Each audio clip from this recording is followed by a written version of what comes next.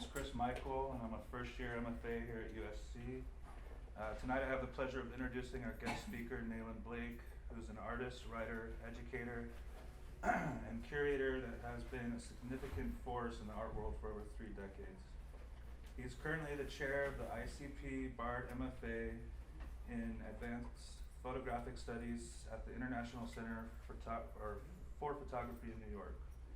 He has had one-person exhibitions at San Francisco Museum of Modern Art, University Art Museum Berkeley, Contemporary Arts Museum in Houston, and the Tang Teaching Museum at Skidmore College. His works are in the permanent collections of the Museum of Modern Art, the Whitney Museum, LACMA, the Brooklyn Museum, the Studio Museum in Harlem, and many others. He is the author of numerous catalog essays as well as articles and interviews appearing in Artforum, Out, Interview, and Outlook. In 1995, he was co-curator with Lawrence Rinder of the landmark exhibition In a Different Light at University Art Museum Berkeley. This was the first museum exhibition to examine the impact of lesbian, gay, bisexual, and queer artists on contemporary art. He's known for his provocative videos, performances, and sculptures that examine queer sexuality, erotic deviance, cultural margins, and interracial desire. His work has been described in Artforum and Art in America as disturbing, provocative, elusive, tormented, sinister, hysterical, brutal, and tender. I personally appreciate his philosophy that we as artists today need to create the art world we want to live in. Please join me in giving him a warm welcome to USC.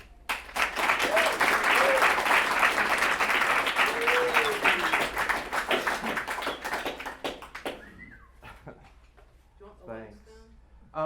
Yeah, I guess so. Oh, it's dark. Okay. You want it that dark, or? Well, yeah, no, I mean it's fine. It's fine that it's that dark.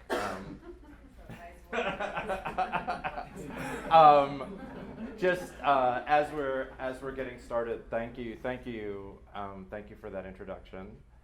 As you can see, disturbing, sinister.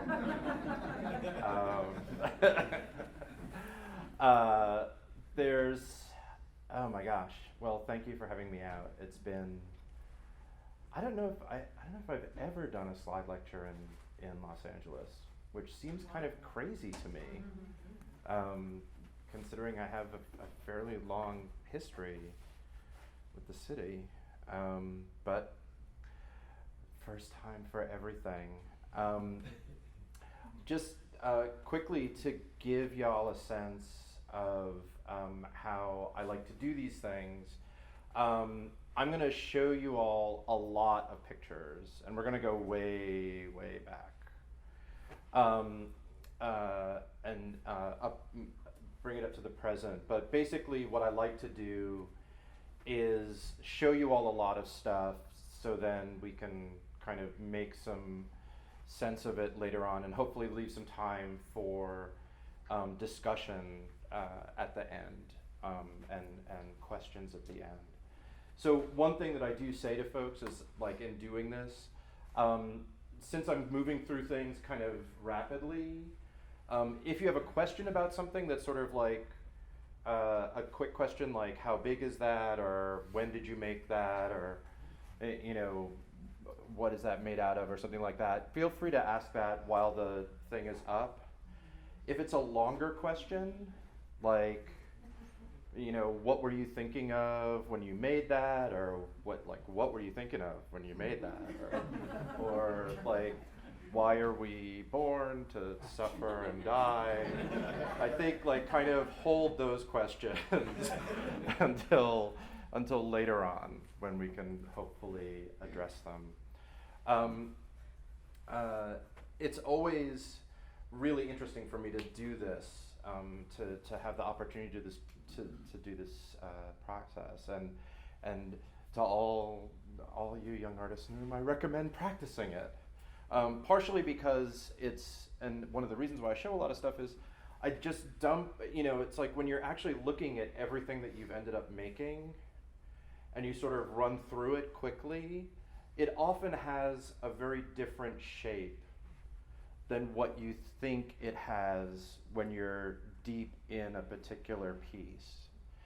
And so doing this sort of thing, like giving an accounting of yourself, can actually be a quick way of seeing the unexpected possibilities that are there in the work that you may not have thought of either at the time or even in retrospect. I think one of the things that I've come to understand over the years is that there's always a lot of stories that are kind of implicated in the work. There's the story that we sort of are telling ourselves to get ourselves going in the piece.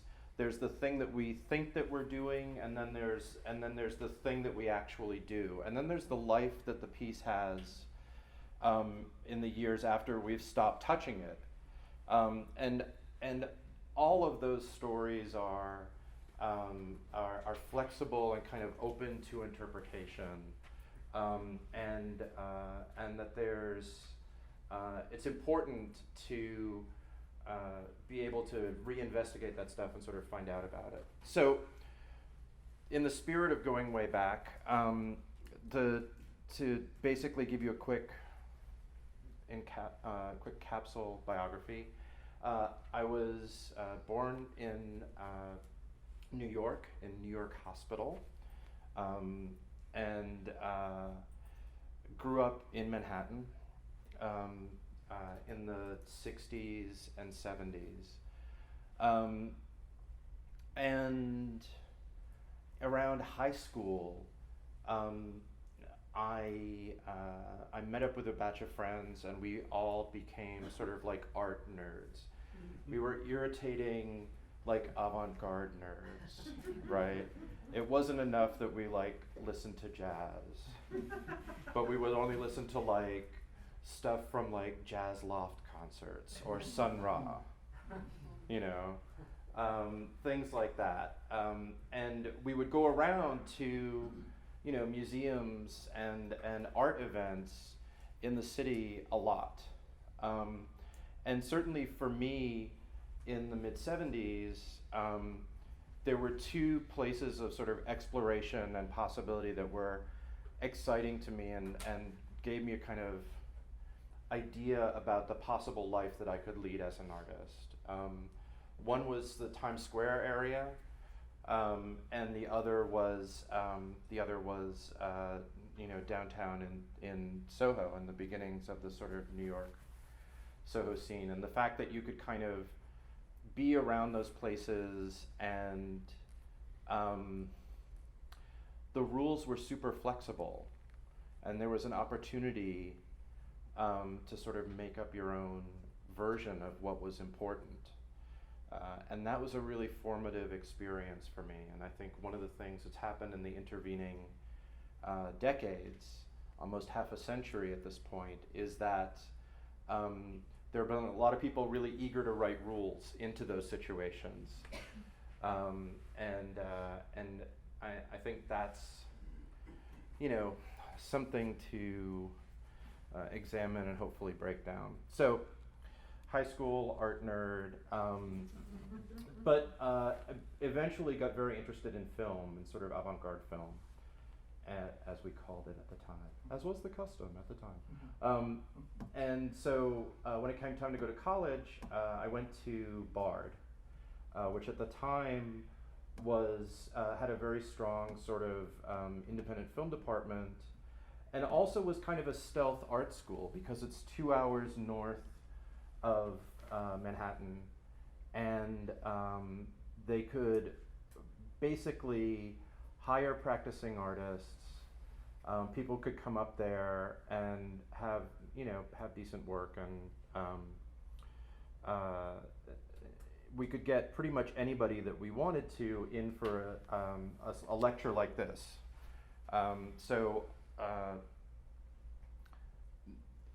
It was kind of a great situation. Bard wasn't known as an art school, but you actually got a kind of good training with actual artists. So the thing about Bard, though, and I'm sure that you guys don't have this here, but at Bard we had something called good students. So if you were an art major at Bard as an undergrad and you were a good student, it meant that by the time you graduated, you were making big, brushy, abstract oil paintings, right? So they had to be big because supposedly arm gestures were more meaningful than wrist gestures. Nothing implied about queerness here, right? This is real painting. Who knows what that is? They had to be oil paint because the pigment density was so much richer in oil paint than it was in acrylic paint, and they had to be abstract because, well, abstraction. And so, I came into Bard as a film major, switched over to the art department, tried to be a painting major, but I could never figure out how to make these big paintings. For me, I was always in the habit of making a lot of little small things. So these are the beginnings of my attempts to make abstract paintings that made sense to me. Now, this isn't exactly the size that it's being projected at. In reality, this painting is about that big, right? At least I did try to make those stripes with my whole arm, as opposed to the wrist thing. That's about 8 inches square, that painting. Actually just retrieved this from my mom's attic. It's hanging in my house again. Oh no. Who's the person who helped me with the AV before? Hold on. We're gonna try to do this again. I think we waited too long on all that.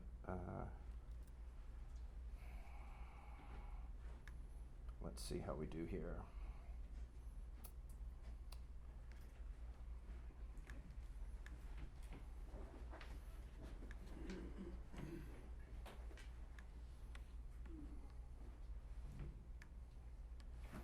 Okay, hopefully this will.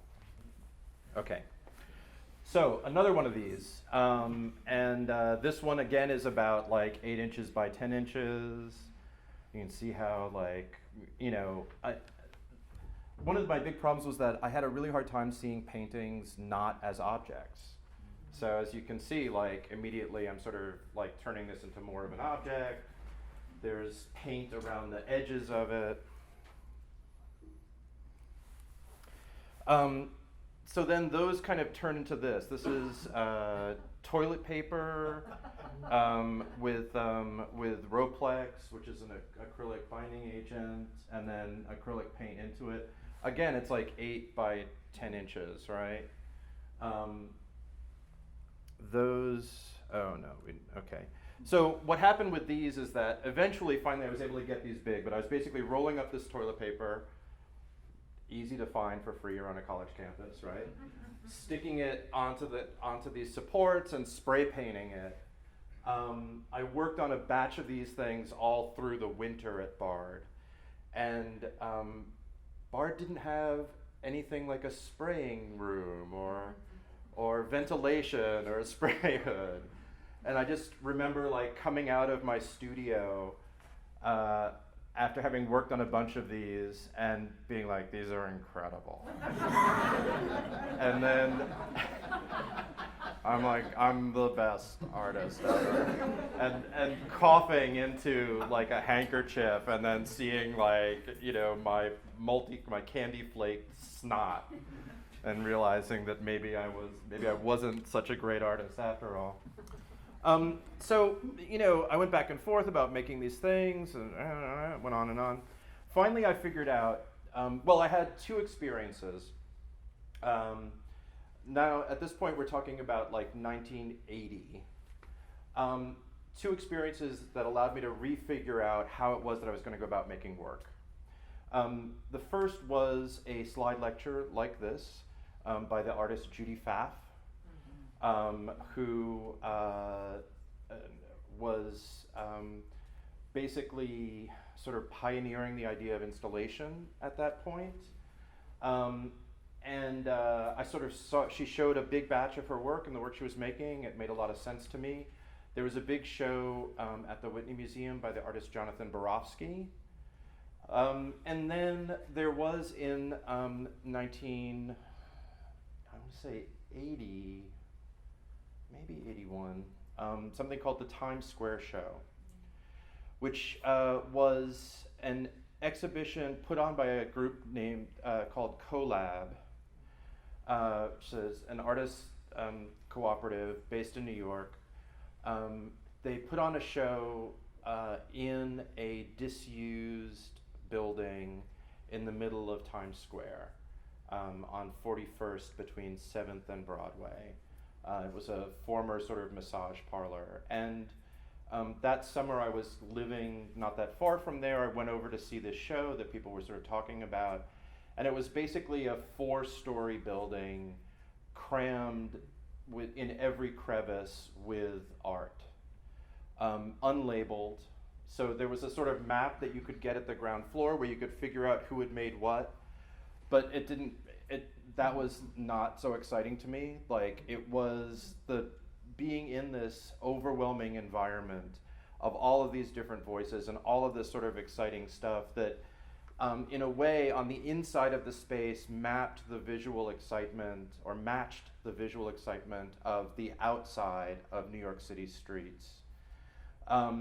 And seeing that show and being like, wait a minute, I don't have to follow these kind of rules about art making. And I saw that show and wanted to make all of it. And so from that point forward, I started working on these installations. This is my final show at Bard. It's an abandoned theater there. I moved into it and worked for about 3 months. And I sort of thought about this in the way that I was thinking about making films initially, right? That I would collect a bunch of footage, and that's what the small little incidental pieces that I was making all the time would be. And then I would edit those together to make a larger thing, to make a larger film, or to make a larger environment. So this is the resulting environment. 2 years later, this is, I went to Cal Arts for grad school, in part to put 3,000 miles between me and my parents, which I recommend as a strategy for like people trying to figure out like why they should go to grad school. I'm like, there's many good reasons. And this is sort of my final show at Cal Arts. And Cal Arts also had the thing that Bard had. Cal Arts also had good students. The thing was at Cal Arts, if you were a good student, what you did for your final show was you hung a typewritten piece of paper on the door to the exhibition space explaining that you were refusing the economics of the spectacle by refusing to put visual pleasure inside of the exhibition space. So again, although I did have access to typewriters, I had a very hard time making those things. And so what I ended up doing was this kind of like mock retrospective. And to be clear, I don't know, how many folks here have been to Cal Arts? Okay, so this was the L-shaped gallery, as it used to be called. I don't know if it's still called that, but this is the space that was sort of opposite the main entrance to the building when you came in. So over the weekend, I built in like this wall structure and this back wall structure here, and turned the L into an N. Haha. The N-shaped gallery now. And put up my, because you never know, like maybe you won't get a retrospective. So why not give it to yourself? So that is me. You can tell that it's 1984 because I'm wearing like this scary like crop top tank here and a pair of tie-on overalls from Reminiscence. I don't quite have leg warmers on, but there's something that's probably close to it. Nayland, was that you in the opening shot, like on the wall? Yes, Yeah. yes. Photograph taken by a friend of mine, Hugh Crawford, who was also at school at the same time as I was. Yeah, my author photo there. And one of the things that I did in this show is I recreated my studio downstairs, right? It's like in the classic Francis Bacon approach, because you need to see where the magic happens, or at least the reconstruction of where the magic happens. So one of the things that's going on in all this work is a sort of playing with the exhibition situation and thinking about work that kind of presents itself but also reveals the way in which it's made. And in a funny way, that's something that still sort of continues in the work today, although there have been like big detours in various ways. This is, when I finished CalArts, I moved up to San Francisco.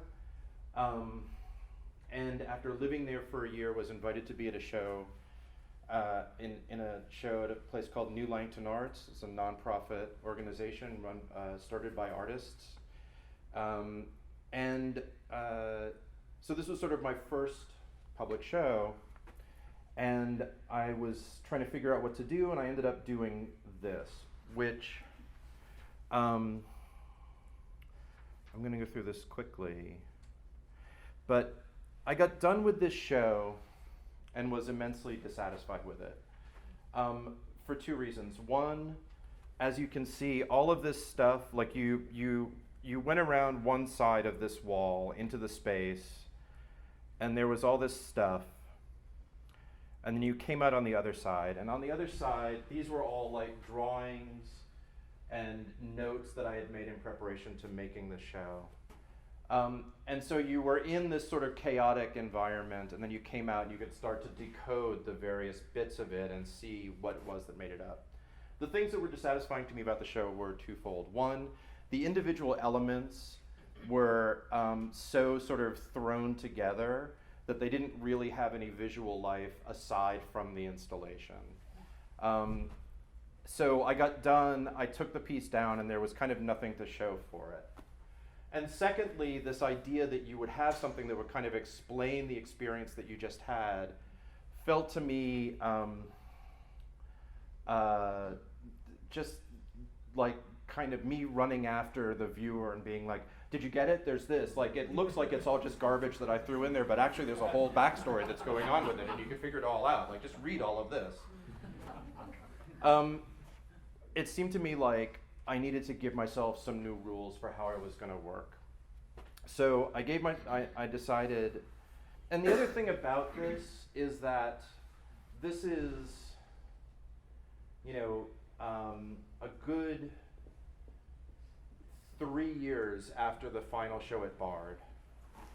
And yet, when I was given the opportunity to sort of make my first thing in public, I kind of panicked and went back to a way of working that was 3 years old for me.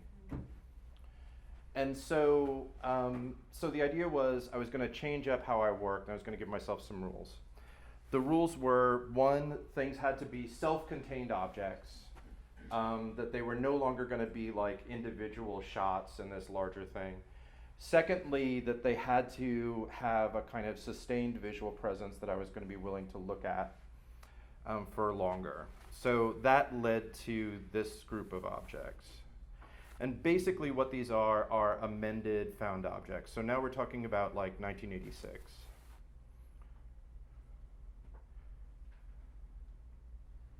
So I was going around to antique stores and thrift stores and finding things and then adding stuff to them and putting them into combination with each other.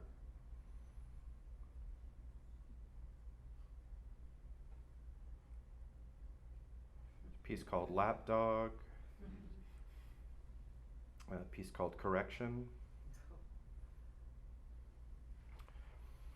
This is a piece called 500 Kisses. Basically, at the beginning of the show, well, I had two sets of cards printed. One said final on one side and fluid on the other. The other set said safe on one side and scene on the other. At the beginning of the show, I pitched half of the cards towards the hat, and then the rest were there on that stand for people to pitch during the rest of the show.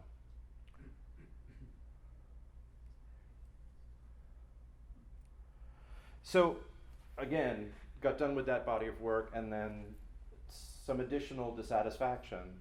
I had gotten to this point where I was like, okay, I had a bit of a formula. It's like, find a kind of weathered object, slap some evocative words on it, and you have art.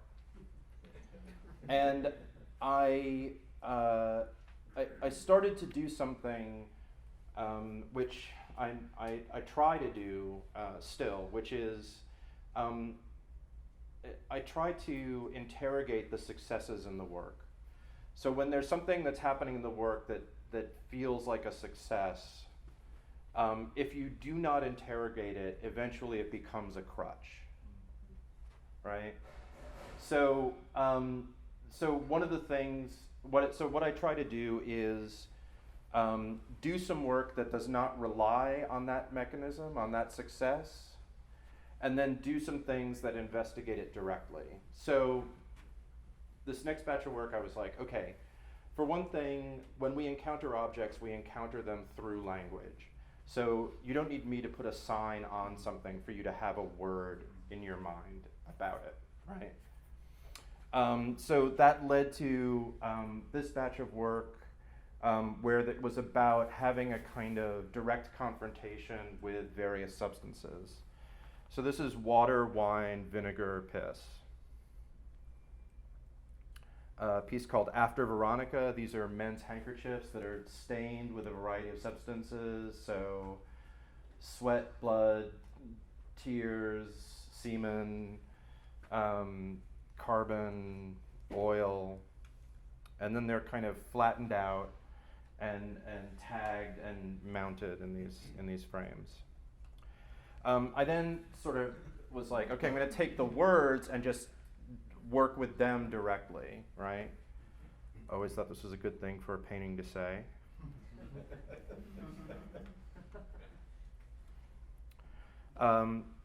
This is a piece called March.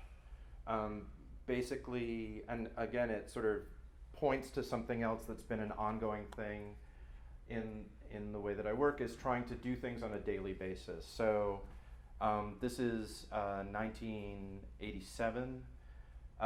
For every day during the month of March, I would eat an apple. I would tag the core of the apple with the date and preserve it in a jar of vodka. So this is, so these are all the preserved apple cores for the month.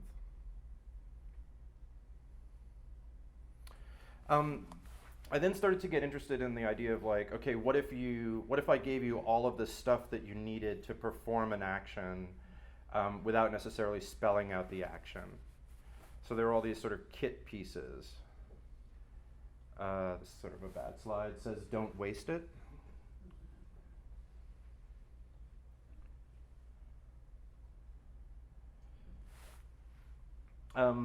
This is the thing that comes back. Who here is from San Francisco or knows San Francisco? Okay, so this show, the show that these things were in, was Patricia Davidson's space, Media, that was south of Market, a couple of blocks away from the Stud, which is a bar in San Francisco. The main thing that distinguishes the Stud as a bar is that for as long as the Stud has been open, the old Stud was better. Like the first thing I ever heard about the Stud was that, oh, the old Stud was better. So it's like for successive generations, evidently the Stud has been in decline for decades. But Media is like 2 blocks away from the location of the old Stud, and actually the new Stud is like half a block away from where it is. So this is the logo for the stud. This is in the same typography with the letters rearranged.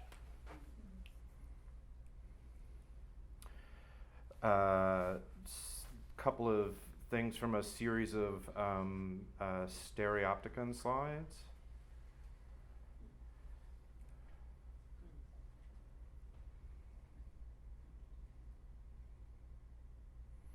So, again, questioning stuff about the work, I started to question how the work was relying on this kind of antique patina, this sort of, weathered look. And so I decided to make some things that looked contemporary, that looked like they had been made yesterday. That led to these kind of restraint or kit pieces. A piece called Restraint Chair.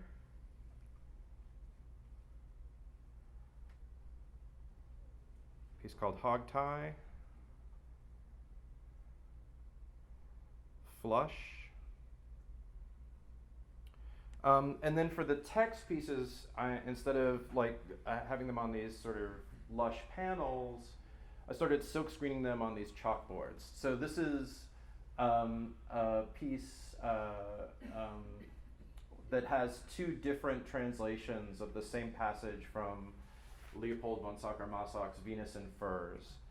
And the thing that I liked about this piece is that they're both passages that describe a painting. And then there's sort of the third painting that's hovering in the middle between the two, that's sort of made up of, that you're making up in your mind as you read the two descriptions, right?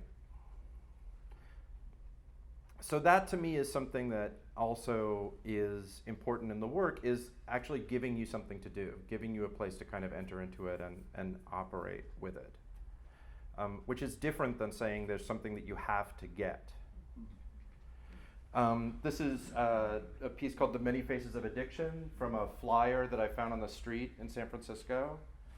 We never found out what it was about codeine, that it occupies the nexus of all addiction. It's like, don't worry about the Percocet or the Dilaudid or the nicotine. It's the codeine you gotta watch out for.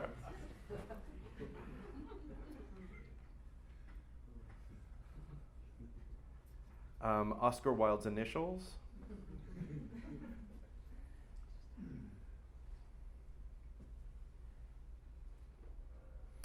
It's a piece based on the Hanky Code. These plexiglass squares.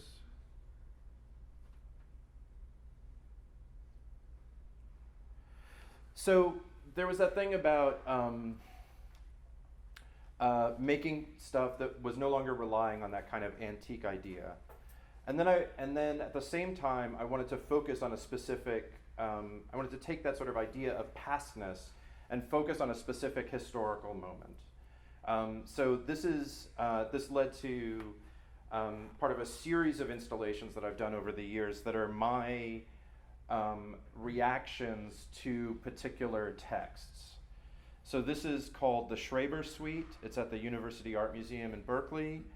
And it is my works made in reaction to a book called Memoirs of My Nervous Illness by Daniel Paul Schreiber. There's a whole lot of backstory here, but basically Schreiber wrote the book as his legal brief to get out of being in an insane asylum where he was committed. Freud used his memoir and his case in what came to be known as the three-case histories. And very briefly, Freud uses his reading of Schreiber's text to postulate a homosexual basis for paranoia. The thing that's interesting about Schreiber's text is that it's a kind of proto-surrealist text. And one of the things that I wanted to do with it was to return to the interesting nature of its own language, and also to kind of put it in context of the rest of things happening around the same time.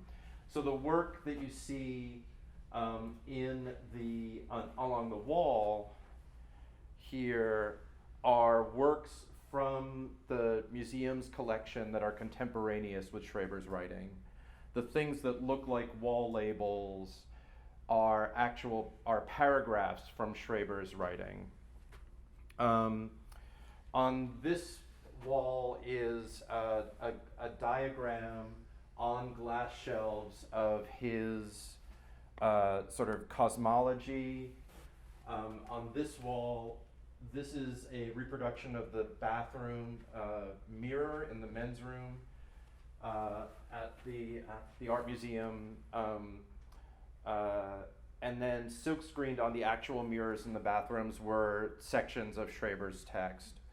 So one of Schreber's delusions was that parts of his body were being removed and reorganized and transplanted. And so I wanted to try to do that with the body of the museum itself, not just the parts of the collection, which are kind of the authorized idea of the body of the museum, but then also the areas that are supposedly functional, but are never really thought of as contributing to meaning. So places like the bathroom.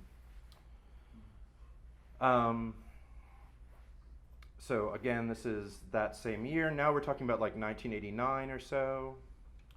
More of these kit pieces. Piece called Schatzman Hallucination Guide.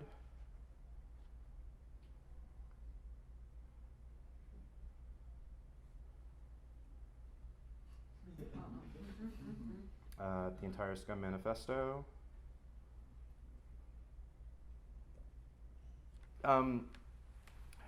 From silk screening on the chalkboards, I went to silk screening on the wall and then having the screen next to it. So again, you had the thing and then the thing that made the thing.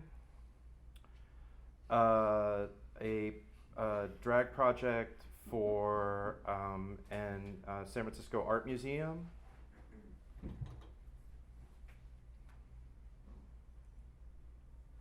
So as you can see, the work has been becoming more and more elaborately fabricated. And when I started out making those pieces, like the piece with the bongos, or the lapdog piece, that was like me going around thrift stores and buying stuff, and which is one of my favorite things to do. I did it today. And I was finding at this point that as things were getting more and more elaborately planned out and fabricated, I was really missing that kind of pure shopping experience. So I started making these. And what these are mass market paperbacks that I would buy all at one go. I would go to a thrift store, I would buy like this particular group, and then get a form-fitting plexiglass box, mount them on the wall. I have some close-ups of some of the other ones, but for example, this one is Larry Kramer's book Faggots, The Hobbit, The Hobbit, The Hobbit. Faggots. So that one's Hobbits and Faggots. I have a close-up on the second one. This one is all of the Eric von Daniken books, the guy who wrote Chariots of the Gods, which is this book that was supposedly had the idea that aliens came to Earth in ancient times and built convinced humans to build the pyramids, and that's why the Venus of Willendorf looked like she has a space helmet on. This is the Christine Jorgensen story, the Iliad, the James Coco Diet, the Trouble with Tribbles, the Christine Jorgensen story. Here's what that second one was. The complete Jacqueline Suzanne library. This gives you an idea of what they sort of look like. And the deal with these was one that yes, it was me being able to shop in thrift stores again. The other thing about it is that I started asking myself the question, like, what is there in my life? What are things that I encounter all the time that I am not letting into the work? Right? And I really encourage all of you to ask yourself that question. These are all books that I had read. And pretty much most of the people that I knew had read the Tolkien books, right? Would we ever admit to it? Would we ever admit to it in an art context? No. Right? We were Baudrillard and Buclos up the wazoo at that point. But there is this thing of a kind of unspoken rule often in art scenes where we construct a version of ourselves that is a little bit better behaved, a little bit more erudite, a little bit more together. And that's the persona that's making the work. And I feel like it's a really important thing to trip that persona up as much as possible. So I started going down this path of like, what's the stuff that's in my life that I'm not letting in the work? This is a project for something called Art Against AIDS on the Road in 1989. There was a project in 3 different American cities where artists were commissioned to make pieces for billboards, bus shelters, and the sides of buses around the AIDS crisis. So this is a bus shelter that is across the street from San Francisco City Hall.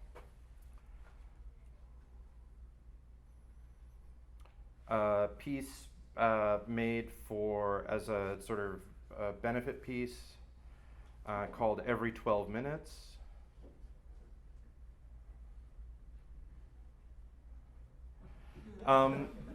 So I kind of went from, again, I was silk screening the text directly on the wall. I started using these sign letters.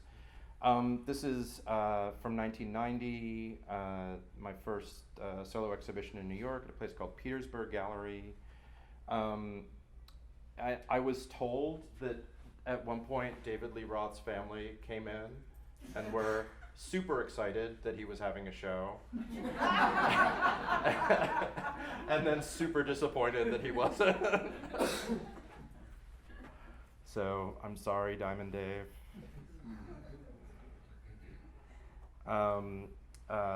More of these transport pieces.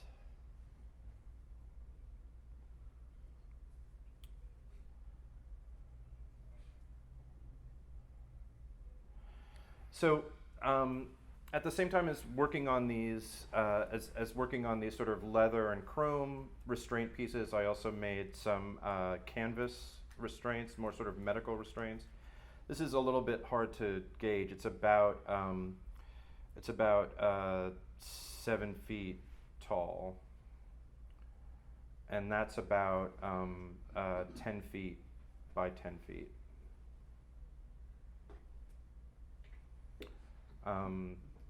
That then led into these puppet pieces. A piece called Hysterical Arrangement. A video piece from around this time called Negative Bunny. He basically spends a half an hour telling you that he's very negative. He's so negative.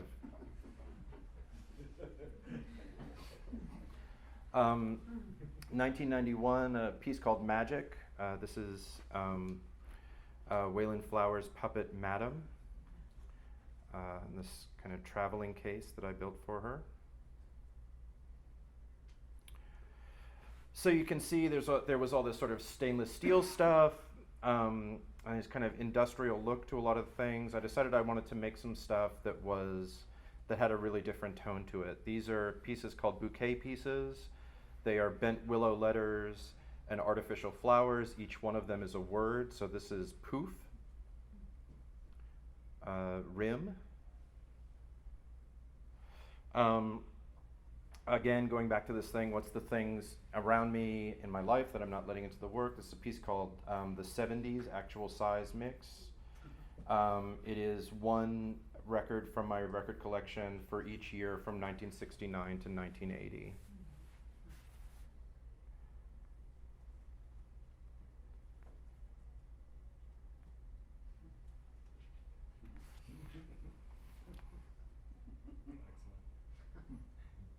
So there's a batch more of these puppet pieces, and then they started to turn into these costume pieces or suit pieces.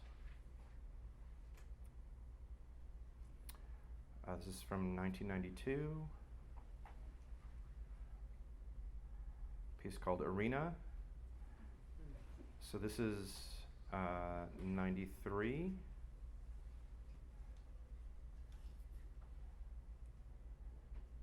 Piece called Heavenly Bunny Suit. A piece called The Little One. This is a China bisque doll. It's about that big with a nylon bunny suit that goes over it. This is equipment for a shameful epic. It's all of the props and costumes that you need to perform a script, which is up on the rack there. It's a script that I wrote that combines the Pinocchio story and the Watergate transcripts.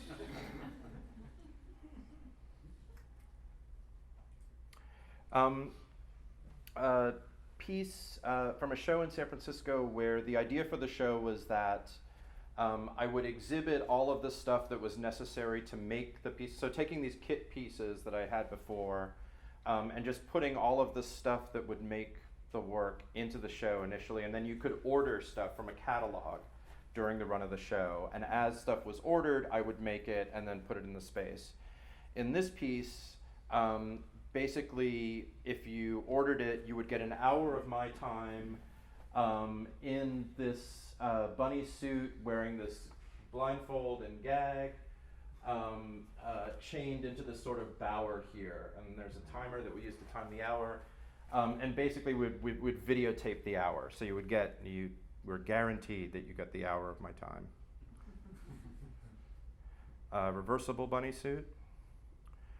The next one of these suite pieces, this is from an installation in 1994, a place called Thread Waxing Space in New York. And piece is called the Philosopher Suite. It's various iterations on the Marquis de Sade's book, Philosophy in the Bedroom, which is a novel in the form of a stage play. So basically I gave you various ways of producing the play.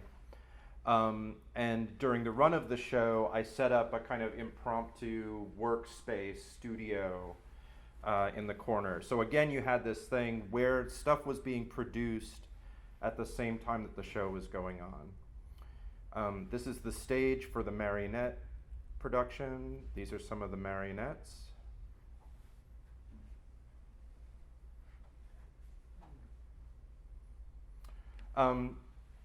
Then 1 year later, another one of these pieces. This is a piece called Invisible Man for the Baltimore Museum of Art.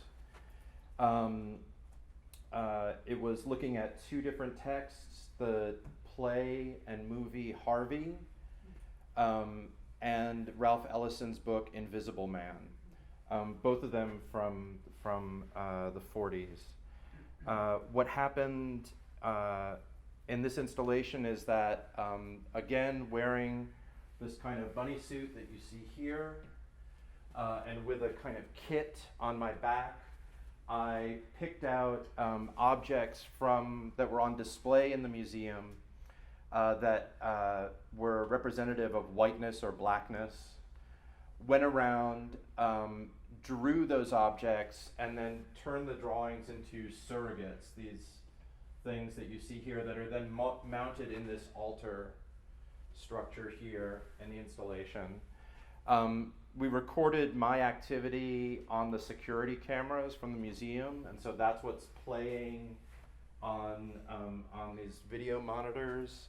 And then again, we went through the collection of the museum, did a category search on the word rabbit, and installed everything that they had that came up from that. And then there's a couple of family photographs in there as well. This is a year later, actually a show out here in LA. This is a little bit difficult to sort out. So basically this is the tallest object in the room, and that's about 14 inches tall. So when you walk into the space, you're kind of towering over all this stuff. What space is it? It was Christopher Grimes' old space.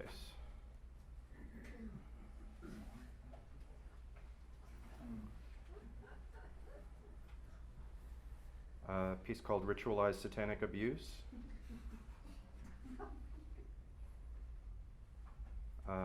One Down. Colder and Colder. At the same time as that show, I was working on a commission for the San Francisco Public Library, the main branch. It's a piece called Constellation. This is the view from across the main rotunda at it. You see across the room, you see this collection of lights. When you get onto the stairway that's directly next to it, you see that each one of the lights is the name of an author whose work is in the collection of the library. And then the back is lit up by fiber optic cable. That's what the light source is. Around this time, this is like 95, I made another batch of stripe paintings. So remember those stripe paintings from Bard? These are still not much big. These are like 9 by 10 inches.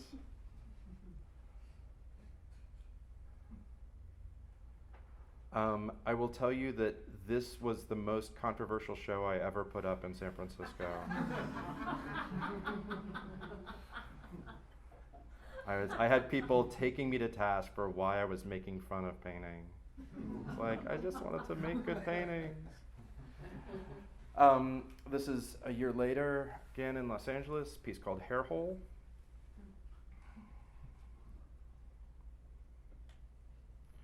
So I'm moving through this quickly, but you can see that there's a lot of different ways of making stuff. And right around this time is I started to return to drawing in a big way. I had always sort of drawn one way or another, but this was really the moment at which it became really important to me. And I started making these drawings that were kind of in groups. So these are from a show in 1997 at Matthew Mark's in New York.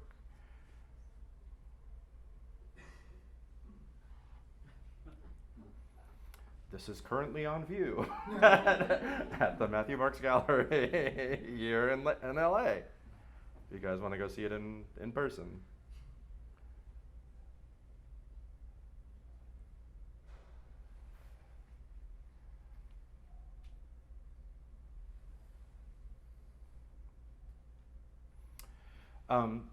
Also around this time I was commissioned to do a performance or to create a performance for the Brooklyn Academy of Music. So basically I wrote the script, performed in it, and created the sets and costumes. I worked with 3 collaborators. Here you see choreographer Ishmael Houston Jones, dancer and theater artist Patricia Hofbauer, and myself. The third collaborator is a musician by the name of Chris Cochran. The piece is called Hair Follies.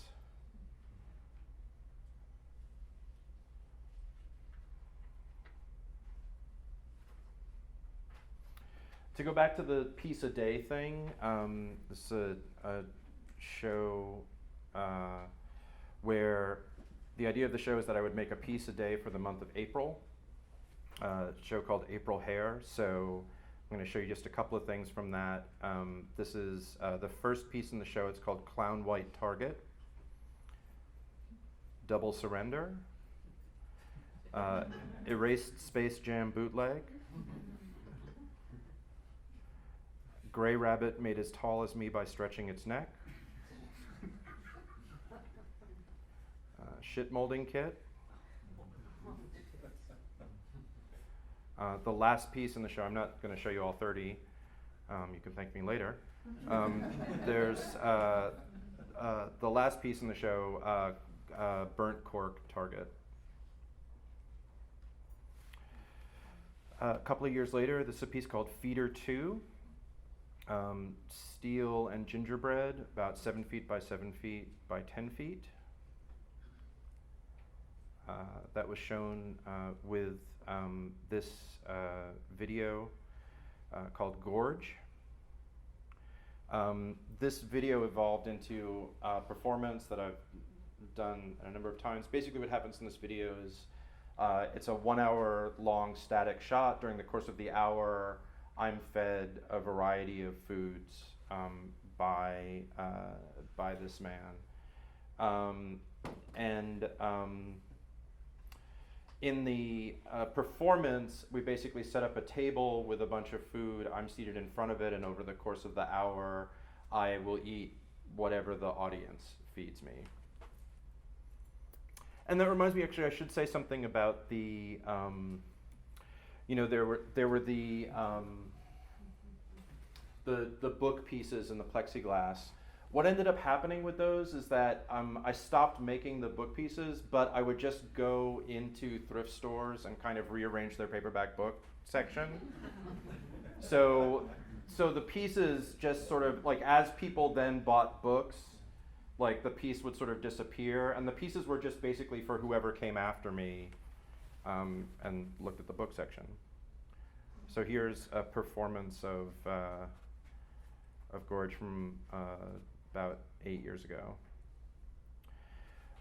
Working on the Feeder 2 piece, I was given the opportunity to do a project for an interiors magazine called Nest. So the thing that I proposed for them was to panel my mom's bedroom in gingerbread. So that's Mom. She always yelled at me about having my mattress on the floor, but now she has hers on the floor. Not bitter about that at all. And there's the gingerbread on the walls there. Whoops.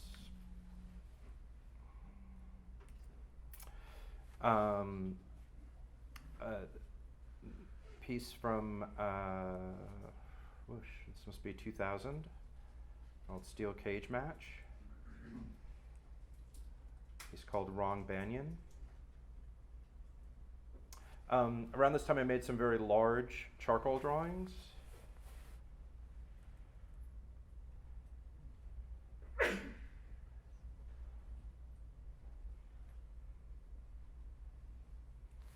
Piece called Server, tar, angel food cake, and steel. It's about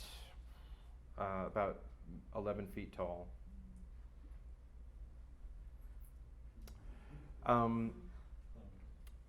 This is part of an installation called Starting Over. Basically, that suit that you saw was weighted and stuffed so that it was the same weight as my partner at the time. So when I wore the suit, I was our combined weights. He was a dancer and choreographer. So he devised a dance and taught me the dance. And so that's what's happening on this videotape.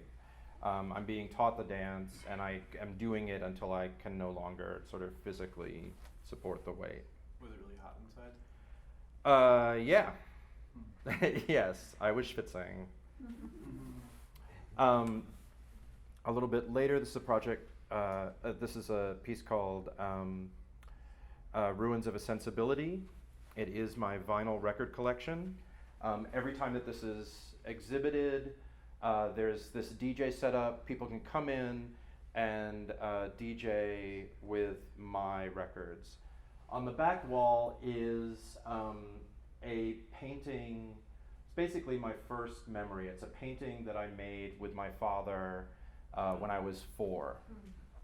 And that has hung over my parents' couch ever since.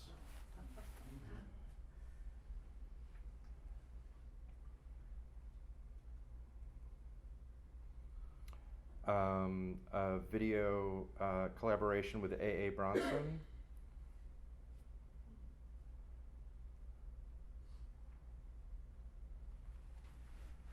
So now we're around 2004. Another show in New York, piece called Root.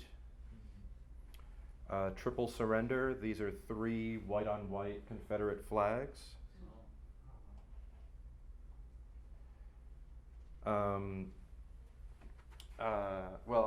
It's going to take too long to explain what's going on with the video pieces, so I will skip over that.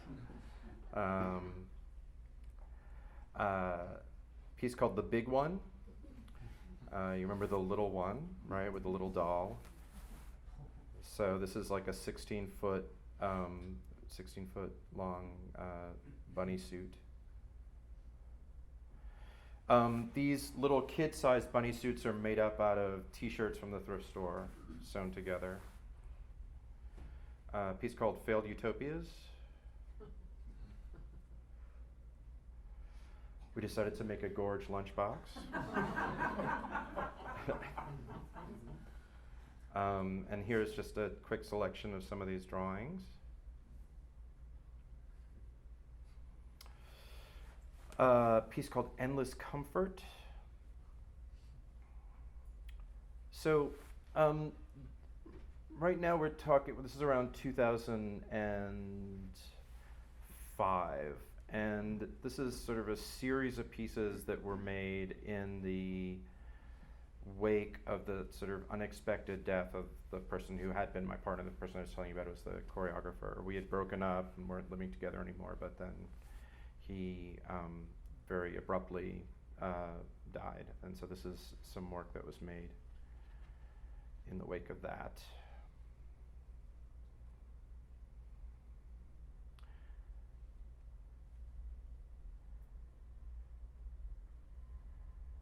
And I think one of the things that you can start to see in this work is that there's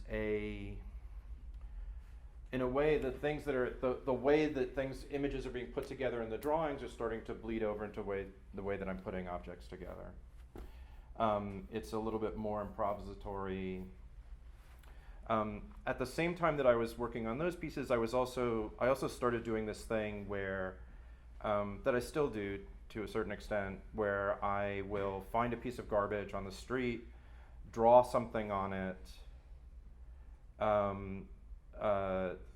write this little phrase on the back, and then put it back where I found it. So it's like those book pieces in the thrift store. These are pieces that are just basically there for the person who comes after me and finds them.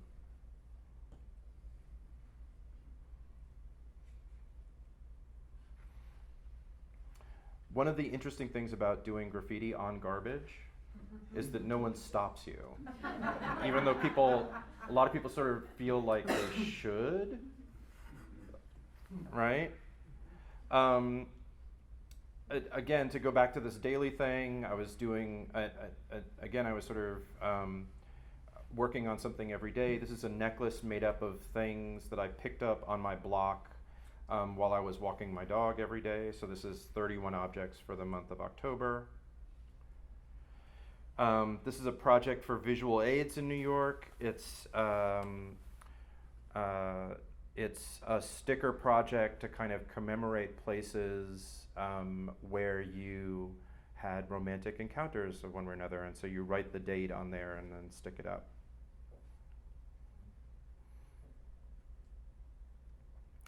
And I was starting to make more and more work from stuff that I was finding on the street or stuff that I just sort of had around. And working with things like beads and wire.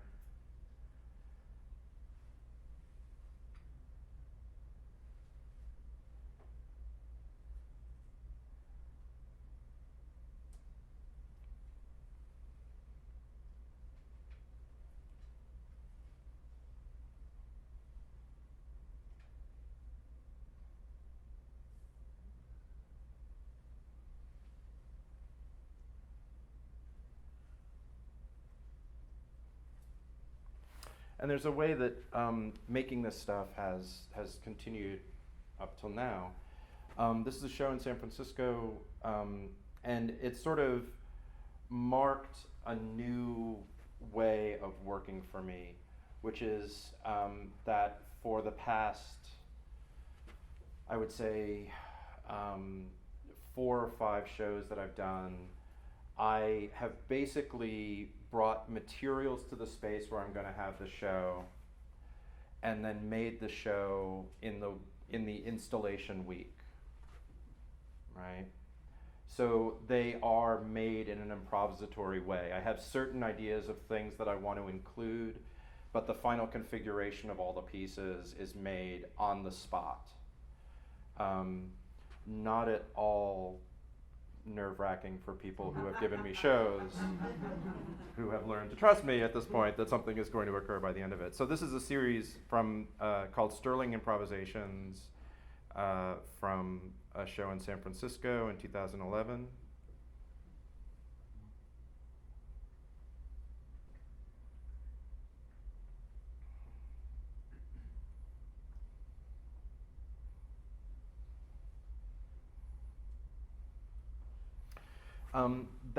Working on that show led to the opportunity to do a very large project called Free Love Toolbox for the Yerba Buena Center in San Francisco. This project was an attempt to talk about the social history of that art institution, to talk about it not only in sort of concrete terms, but to turn the exhibition situation into an opportunity to make new things.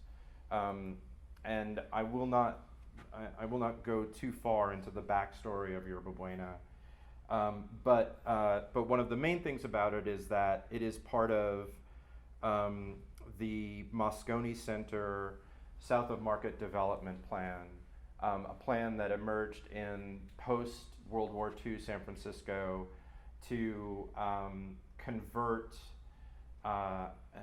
the area south of Market into a sort of new kind of tourist hub. And there were a lot of SRO hotels that were demolished and people were displaced and relocated. South of Market was also the birthplace of San Francisco's leather scene. So the title of the show refers to San Francisco's first leather bar, which was the Toolbox. The Toolbox was located like 2.5 blocks from where Yerba Buena currently sits. The show was an attempt to kind of talk about the legacy of the Toolbox, and the legacy of both queer leather spaces, but also queer spaces of expression and gathering.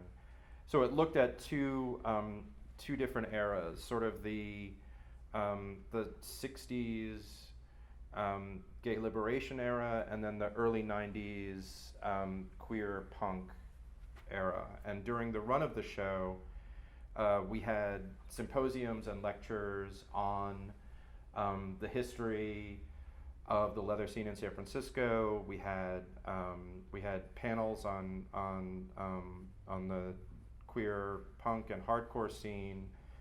We had scholarly stuff. We had stuff that was we had dance parties. But an important thing to know is that we opened the show to the public and to these events before you would normally think of the show as being completely installed.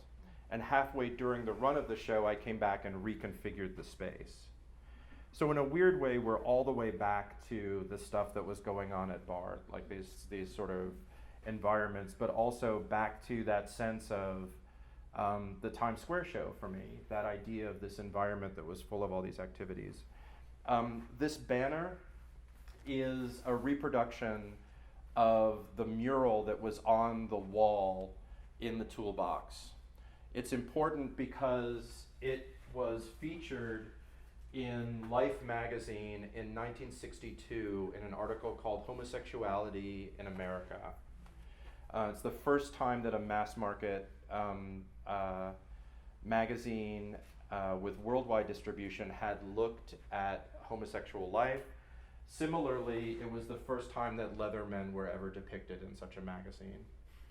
The mural was painted by one of the bartenders at the Toolbox and depicted a lot of the patrons.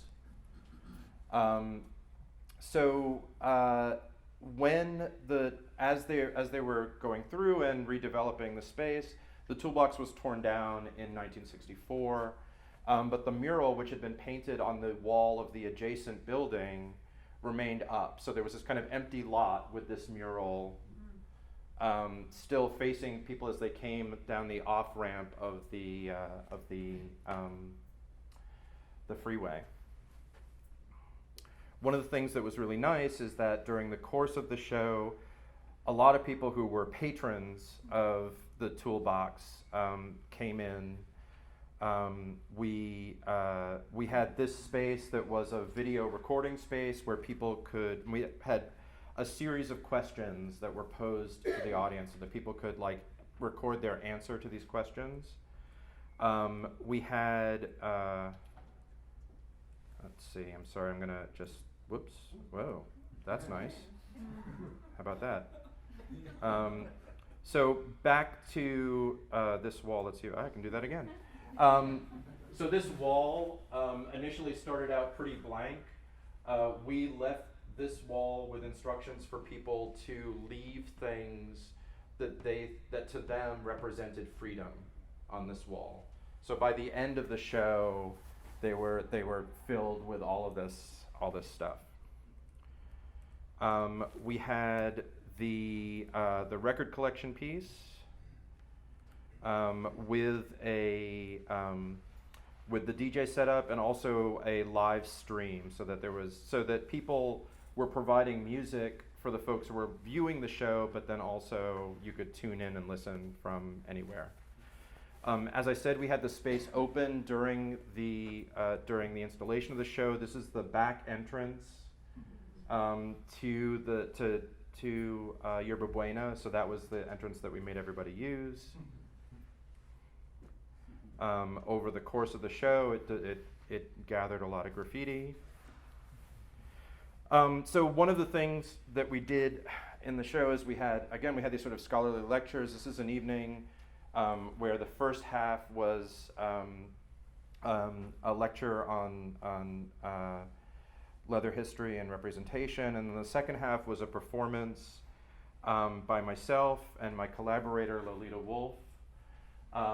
Basically what's going on here is you see this structure up here. There were all these ribbons and strings on that structure.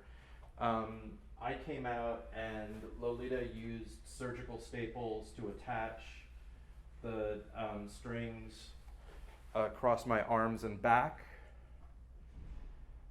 And then audience members came up and unfurled the ribbons and tied them onto the banner at the back of the room. And then I did a sort of reverse marionette performance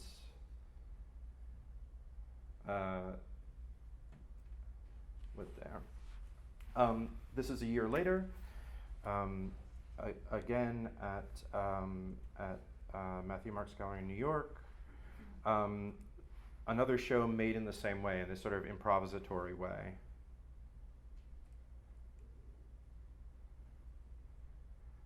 Once again, we opened up the bathroom of the space, turned it into this sort of back room.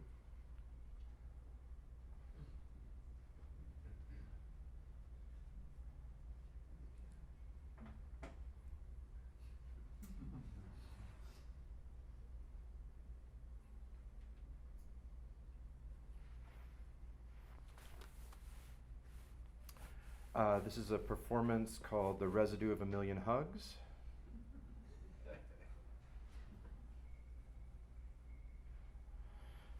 Project for the ICP where I work for their triennial called Knee Deep in the Flooded Victory. Again, it's a sort of combination curatorial project and along with things that I made. So these are works from ICP's collection, looking at queer protest and queer liberation. And then the show was basically set up in the areas of the museum that don't receive attention. So the coffee shop, I designed new mugs for the coffee shop during the run of the show. The bathrooms, we tried to convert them to gender neutral bathrooms during the run of the show. We weren't quite successful in that. And then the other thing that was going on during the course of the show is that the whole show was my attempt to talk about the changing situation of Times Square from my first times of encountering it in the mid-70s, and sort of the porn theaters and bookstores and peep booths that I used to go around to at the time, and then its relationship to ICP now. ICP is located adjacent to Times Square. So during the run of the show, I would do weekend performances dressed as this character, Victoria Spector, where I would do a kind of pilgrimage tour to each one of the spots where I had previously, encountered people or had gone and had sex in these theaters. So it was about kind of being this, eccentric kind of ghost on these streets that have changed a great deal. I've also been doing I've been posting a lot of drawings online, sort of as this character.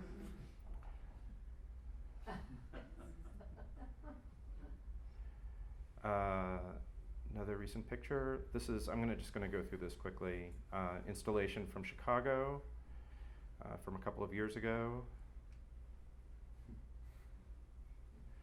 It's a collaboration with Claire Pentecost.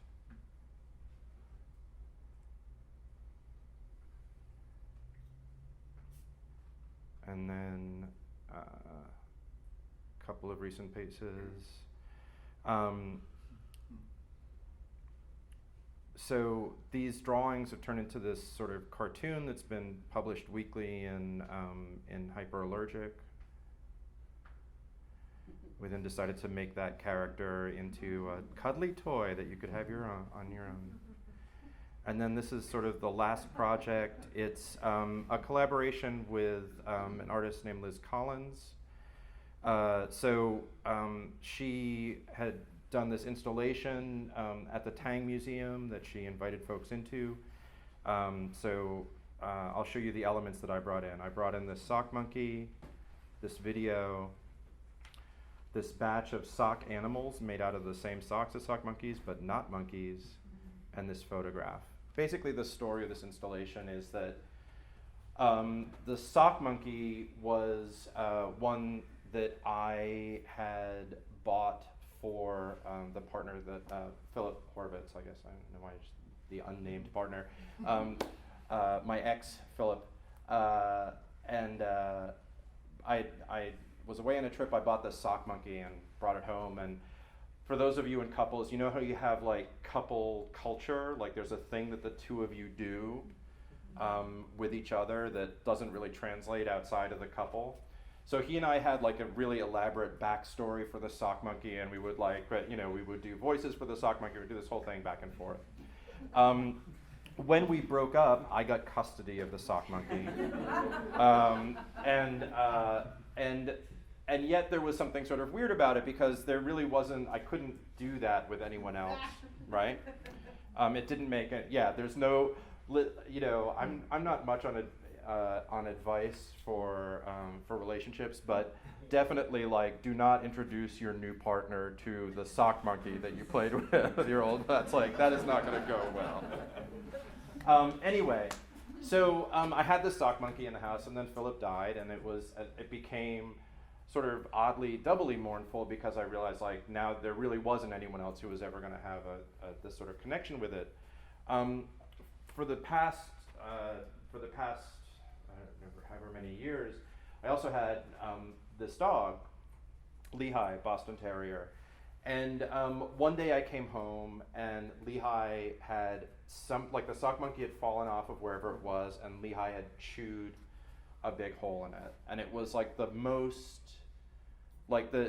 most viscerally angry I ever was with her. And yet, what can you do, right? Dogs have no consciousness of that. And it was such a weird kind of emotional violation. Well, a couple of years after that, Liz was doing this project where that was a mending project. So you could bring stuff to her and she would mend it. And so I brought the sock monkey, and while she was mending it, I filmed her mending it, and also sort of told the story of you know, having the sock monkey with Philip and what had sort of gone on with it, and Lehigh and all of those things. And so that's what's playing on this videotape, and here you can see the patch that Liz sewed onto the sock monkey. The photograph is the last image that I have of Lehigh. This is a photograph that I took just after she died. And so it's this, you know, the whole piece is this sort of thing about a kind of elegiac relationship to objects and images, and also the things that people, you know, what are the possibilities for mending things and working things through. And there we are. That's all the way through. We'll end up.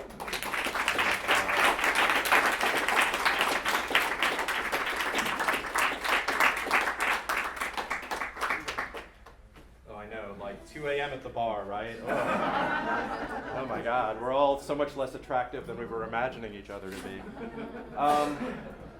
I realize that that's a whole lot of stuff.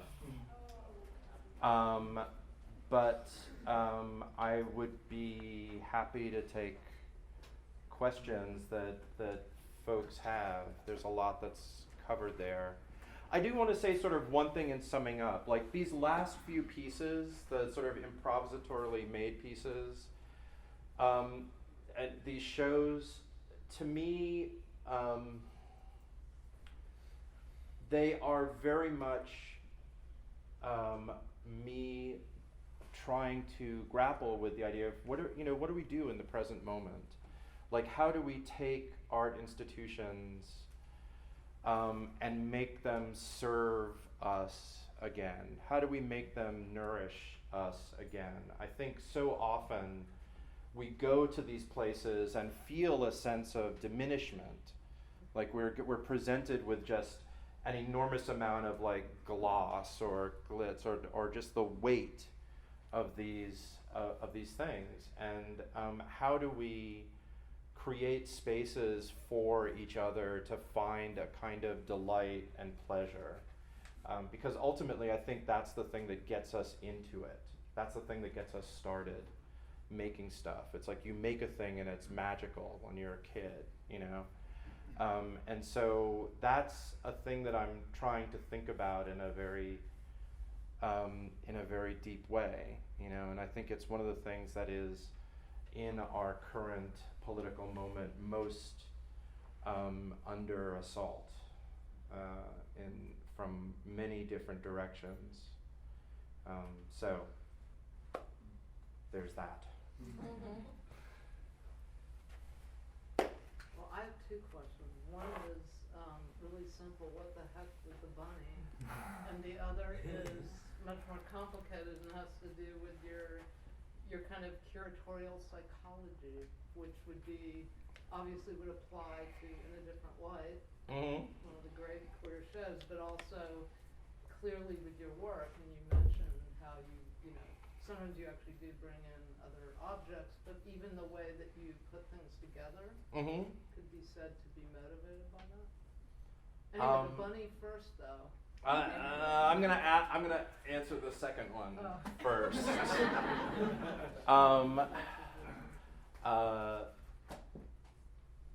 Years ago, I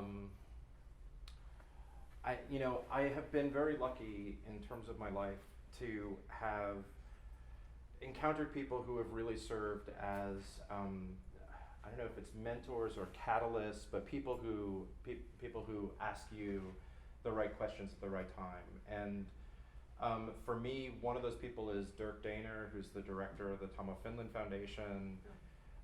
Years ago, I was riding in a car with Dirk, and Dirk kind of just turned to me and was like, "Why are you here?"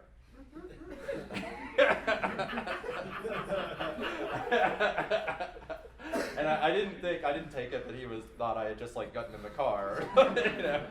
But he was just like sort of out of the blue was like, why are you here? And the thing that popped out of my mouth was to connect people.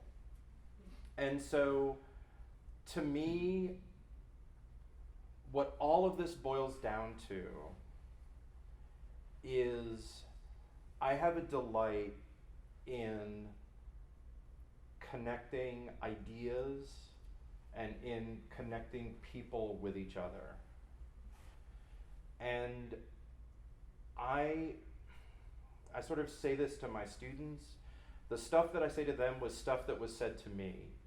And I sort of say it because I need to hear it. But also the way that culture functions is it rides us. We are the conduit for it. And all of the queer stuff that I love, right? I feel a responsibility to put that in front of someone else. And maybe that's partially because I grew up in a time where that was so much more fragile, the conduits were so much more fragile, and the delight in discovering things. I mean, I can't tell you how exciting it was to find a new queer writer before Google, right? Or to find like a queer person of color, like that there was like another one, you know? And that's why like places like queer bookstores were hugely important. You know, why things like zines were hugely important, because it was the conduit. It was like that passing those things on to someone else. It's like leaving those breadcrumbs because you just don't know. And now we live with a technology that allows us to imagine that someone else will do it. But you can see how shallow that technology is by just trying to find out about like queer women artists on Wikipedia. Like, and you will see how short those entries are and how few of them there are. And that is simply because there is nothing online that somebody else didn't put there. So if you want someone else to be able to find it, you have a responsibility to put it there. So for me, curating is one of those ways of being able to make connections, you know, that I see, but that other people might not. And that's, you know, I curate like an artist and not like an art historian. Because it's like, I'm starting from the place of, wouldn't it be amazing to see this and this together? And that bleeds over into the pieces that I make. It's like, wouldn't it be great to see like this and this together? And it, you know, it's like, I'd love to introduce people to each, like what's happening earlier on today, you know? It's like, that is super exciting to me because all we have is each other, you know? So that, to me, it's all an extension of the same thing. It's all the same work. Whether it's happening with me writing about something, whether it's happening with me organizing, you know, with someone else's work, or whether or not it's happening, you know, in something that I'm making myself. It feels like it's all the same thing to me. The rabbit thing. So, in the late 80s, I was doing a lot of these performances. They were usually, I would write a kind of collage text, and then I would read that text or perform that text in some sort of an outfit. Usually a prom dress, right, from the thrift store. By the late 80s, like, you know, boys in prom dresses was getting a little played. I felt like I needed some sort of another outfit. I was invited to do one of these performances down here in Los Angeles, actually.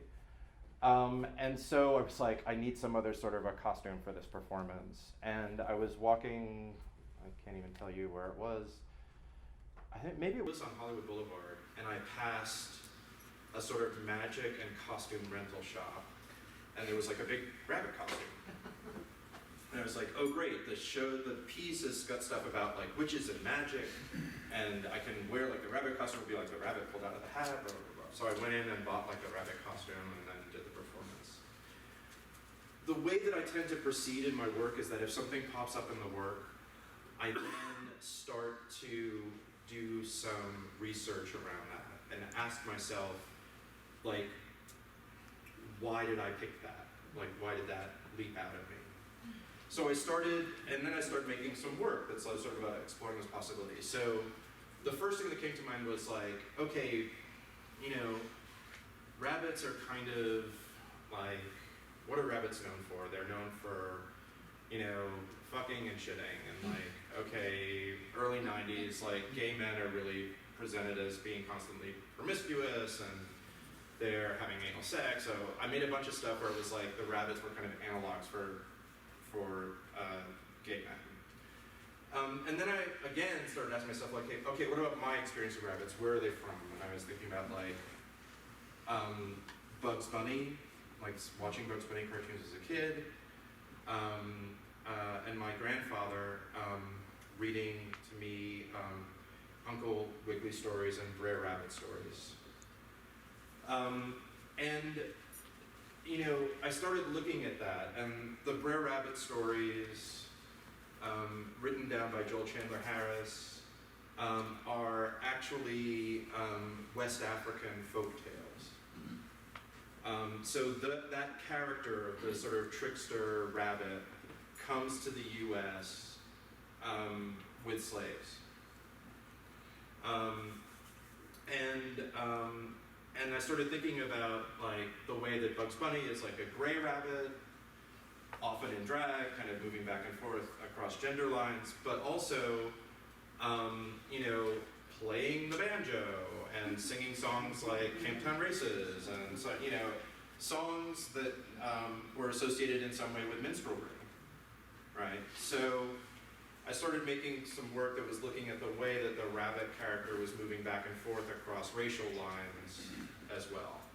And then as I was working on the show for the Baltimore Museum, right, there were those, I told you that there were those family photographs there. I remember that there was like a photograph of me with a stuffed rabbit as a kid, right? I don't know if the grandfather who was reading me the Brer Rabbit stories is on my dad's side of the family, so it's the African-American side of the family. So,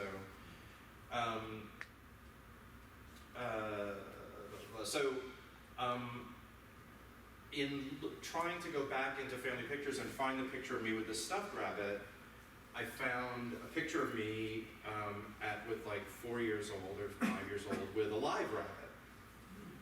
And remembered that one year my parents had given me this live rabbit as an Easter present. My grandfather had built a kind of hutch for it, and that the rabbit had subsequently like killed itself. Now, I tell you that whole story to say that this is the way that I believe that content actually works in work. In art school, we're trained to say, well, the reason why there's a rabbit in my work is that when I was a kid, I had this traumatic experience where I was given a rabbit and then the rabbit died. So I'm working through that trauma, right? And then you can go like, oh, well, that's a reasonable issue to have, and obviously that's why there should be content in your work. My thing is that it works in the other way. It is not like there is some little truth nugget inside of ourselves that we are supposed to express through the art making. As you make things, stuff pops up, and as you start to interrogate those, I would never have had that memory of that thing happening if I hadn't gone on these long paths of research and through all of these different versions of making things. So I tell that whole story because that's how content works. even though we're trained to talk about it as working differently. That's why I wanted to answer it second, as it just seemed like. Thank you, that's great. Any other questions? I promise they don't all result in a tirade. Anybody else? Okay. Oh, yeah. I guess I noticed that you deal with some pretty difficult issues in the work. I guess one of the ones that stood out to me kind of throughout the entire slideshow was racism is something that kind of comes up. And I guess I was just wondering if you could discuss your approach to kind of dealing with these difficult issues to talk about, but also important to discuss and hopefully make the world better with less of that.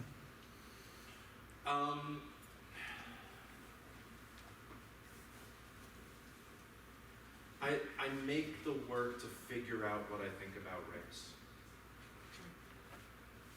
As somebody who, to maybe explain this, the work that I was making at Cal Arts, I was trying to make gay work. And in 1982, the only work that you could make that was recognizably gay or be understood as gay was cheesecake that had men in it. It really took the AIDS crisis for people to understand that it was possible for gay men to have profound feelings in relationship to art making.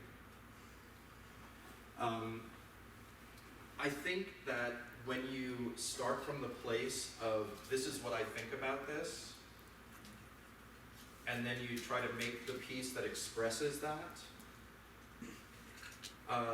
you end up falling flat.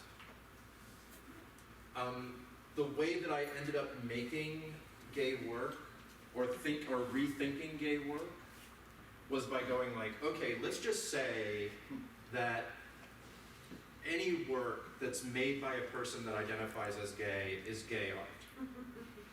Let's start from that and see what it actually looks like. And then you suddenly get a very different picture. And it's like, what does it mean to talk about gay abstraction? What does it mean to talk about, queer still life painting, right? But you can't really have that if you start from the place of like, this is what queerness is. So for me, I grew up in a situation where,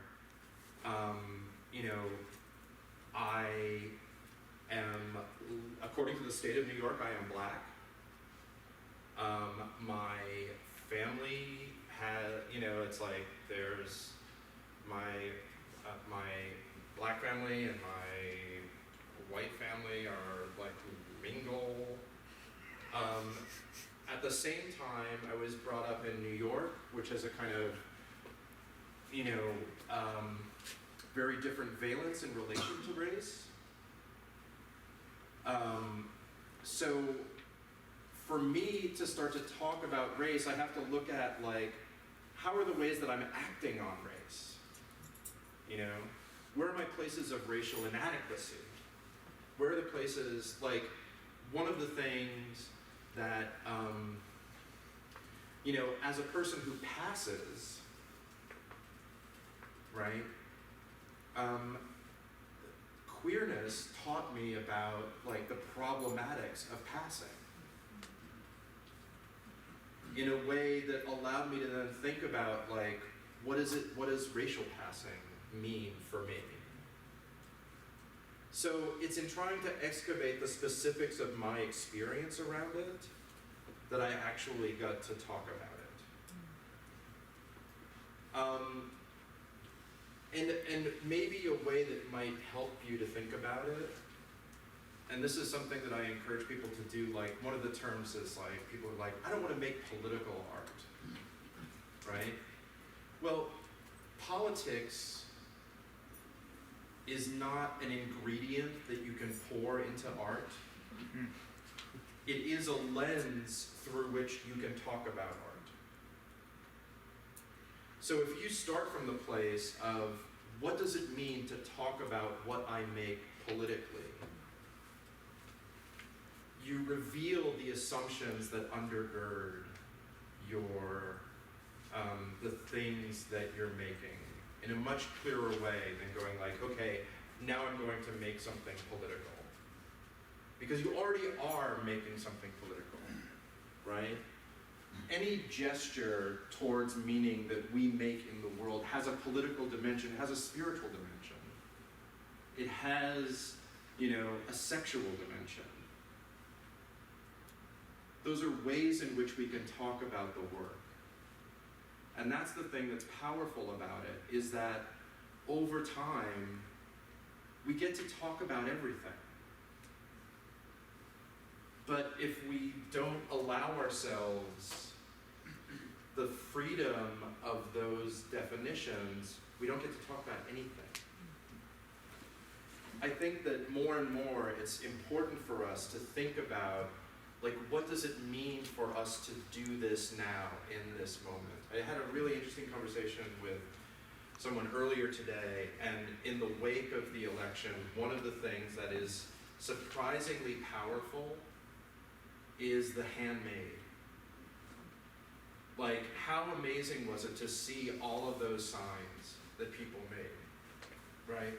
And I don't know how many people have had the experience of, like, people were making their first protest sign ever. And those things left outside of the White House, and the sort of the physicality of that, and people coming together to make stuff in response to this thing that has happened, right? There's something amazing and kind of unquantifiable about that, like unexpected. I don't know how any folks here from New York, or have you heard about the Union Square thing that happened, right? One of the walls at Union Square right after the election, people started putting up Post-its, that were just like messages of hope or resistance, or like, I'm here, we support each other, like, to the extent that this subway station wall for like 30 feet long was just covered in these Post-its, a completely like ephemeral, corporate, like the most, uninspiring thing, right? That through the actions of all these different individuals became like a completely different moment of resonance. And so for me, with all of this stuff, there's always the possibility to do something, and we have to seek it out. To me, that's like the lesson of, this is a weird tangent, and I know that I said not all of them result in tirades. To me, that's the lesson of hip hop, right? It's like growing up in New York in the 70s, there's no more alienated product than the record, than the vinyl record, which like, here's like this piece of plastic, and you want music, put this piece of plastic on a machine, and you get to have somebody else making music. And to take that completely alienated thing and to turn it into an instrument to make new music is like a revolutionary political act, right? It is about people taking the crap that they've been given and making new possibilities and new futures for themselves and for each other. So that's what the power of art is, That's the incredible thing about doing it.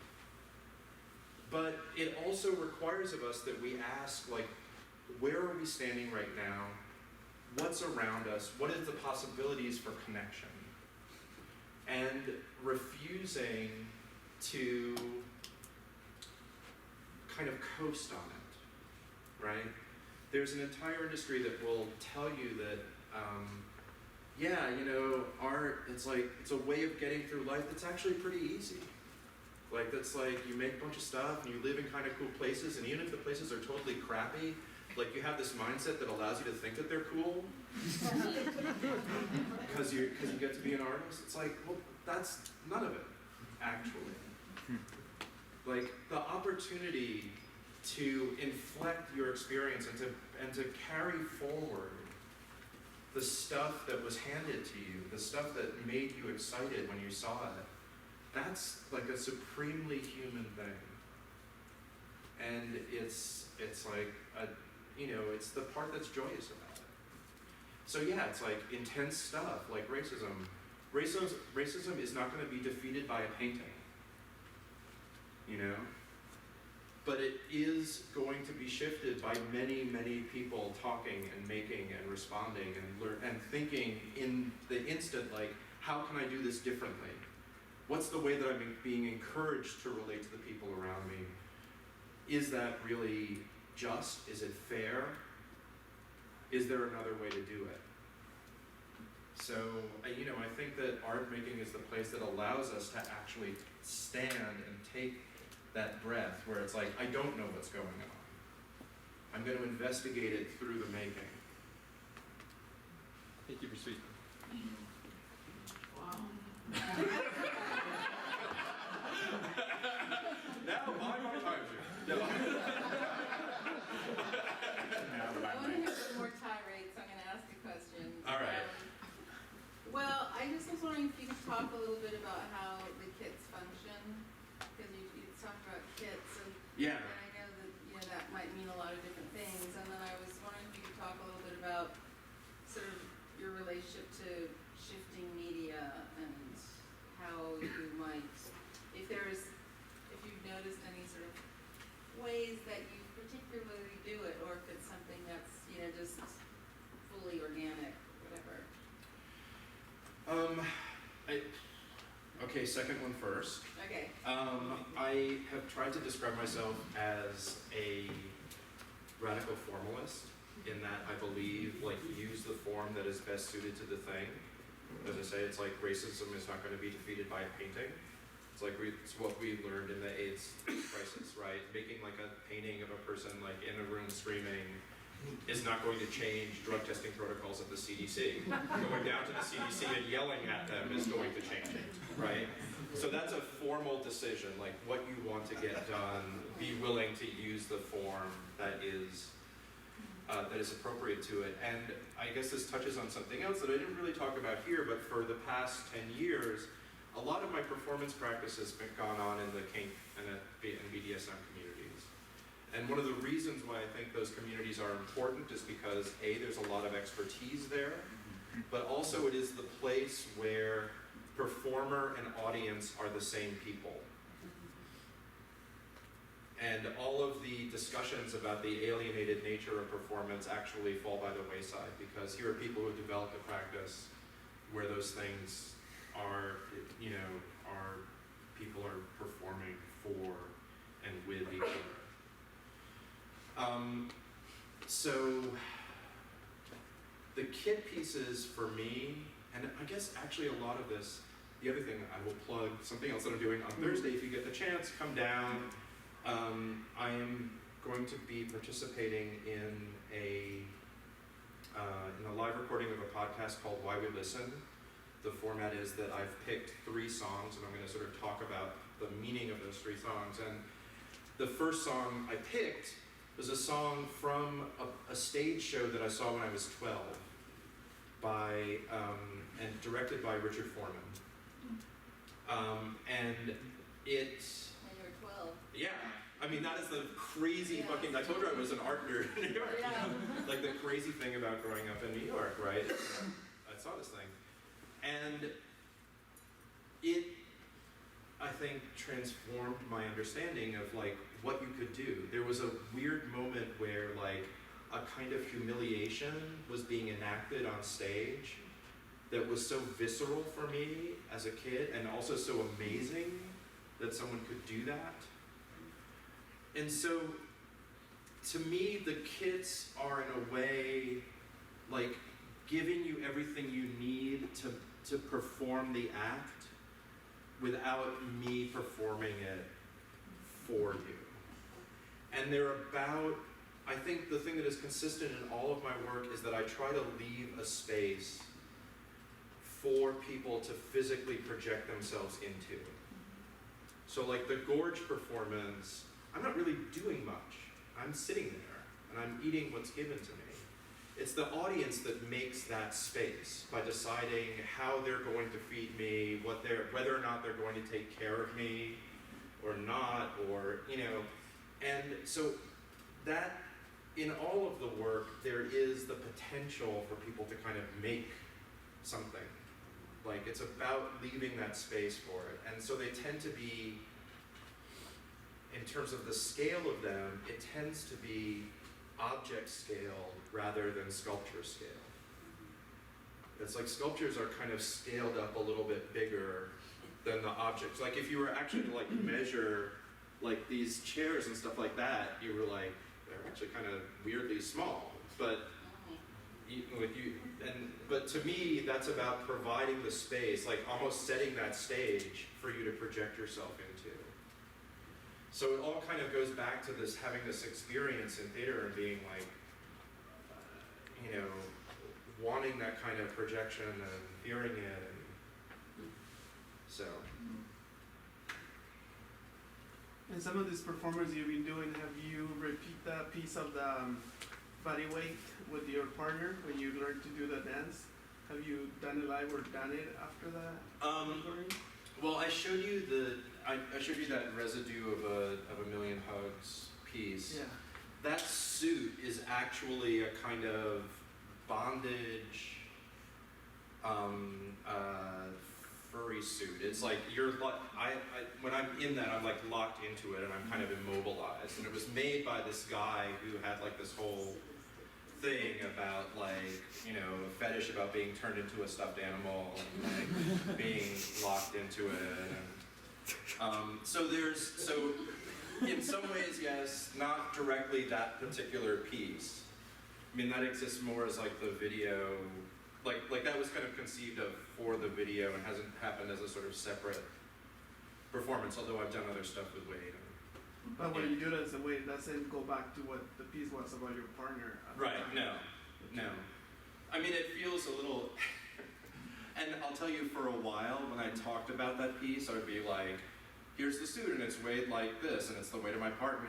And a certain point he stopped me, he was like, you notice, like, you never talk about how it count about your weight. It's like, everyone in the world knows how much I weigh.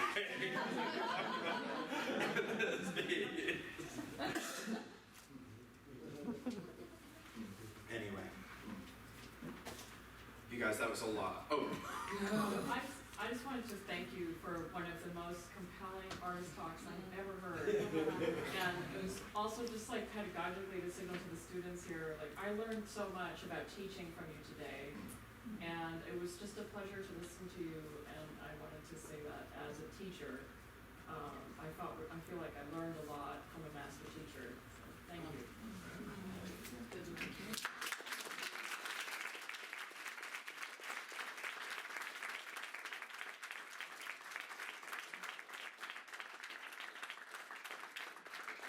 Well, you guys, thank you very much.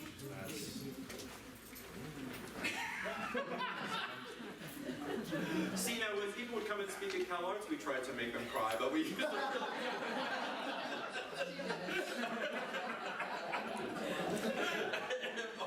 only we know. Anyway.